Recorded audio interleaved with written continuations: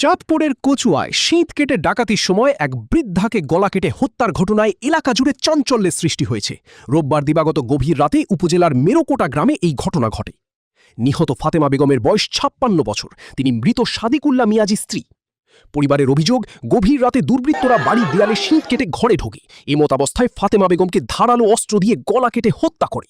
এরপর ঘর থেকে মূল্যবান মালামাল নিয়ে পালিয়ে যায় তারা। স্বজনদের ধারণা, ডাকাতরা পরিচিত হওয়ায় ফাতেমা বেগম তাদেরকে চিনে ফেলেছিলেন, তাই পরিচয় গোপন রাখতে তাকে হত্যা করা হয়েছে। খবর পেয়ে পুলিশ ঘটনাস্থল থেকে মরদেহ উদ্ধার করে ময়নাতদন্তের জন্য মর্গে পাঠায় এবং বিভিন্ন আলামত সংগ্রহ করে। পুলিশ জানায়, হত্যাকাণ্ডের রহস্য উদ্ঘাটন ও জড়িতদের শনাক্ত করতে তদন্ত চলছে। তদন্ত শেষ না হওয়া পর্যন্ত হত্যার কারণ সম্পর্কে নিশ্চিতভাবে কিছু বলা যাচ্ছে না। এদিকে নৃশংস এই হত্যাকাণ্ডে এলাকা জুড়ে শোক ও আতঙ্ক বিরাজ করছে। স্থানীয়রা দ্রুত জড়িতদের গ্রেপ্তার করে দৃষ্টান্তমূলক শাস্তির দাবি জানিয়েছেন। সকালে ঘুম থেকে উঠে নামাজের জন্য ডাকা হয়েছে। আয়সা দেখি দরজা খোলা আয়সা দেখি রক্তাক্ত অবস্থা, উনি খাটের উপরে আছেন অচেতন অবস্থায়, মানে পড়ে রয়েছে।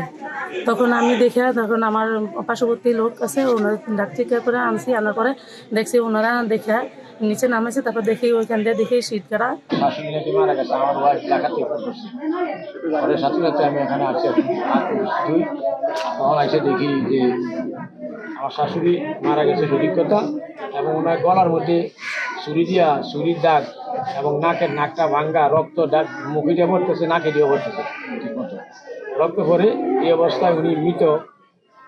তারপরে গলার মধ্যে ওনার চেইন আছিল, গলার চেইন নাই। নাকের মধ্যে স্বর্ণের জিনিস আছিল, দুল, এগুলি নাই। এবং কানের দুল আছিল, এগুলি নাই। এবং ব্যাগের মধ্যে কিছু ওনার জমাকৃত নগদ টাকা আছিল। টাকাগুলো কত আমরা জানি না, তারপরেও কিছু টাকা আছিল। উনি পেনশন পাইতো, স্বামীর সরকারি চাকরি করতো। ওনার পেনশনটা উনি স্বামী মারা যাওয়ার পরে উনি পাইতো 5%। এই টাকাগুলি ওনার ব্যাগে ছিল। নগদ টাকা কত আছিল সেটা জানি না। এই টাকাগুলি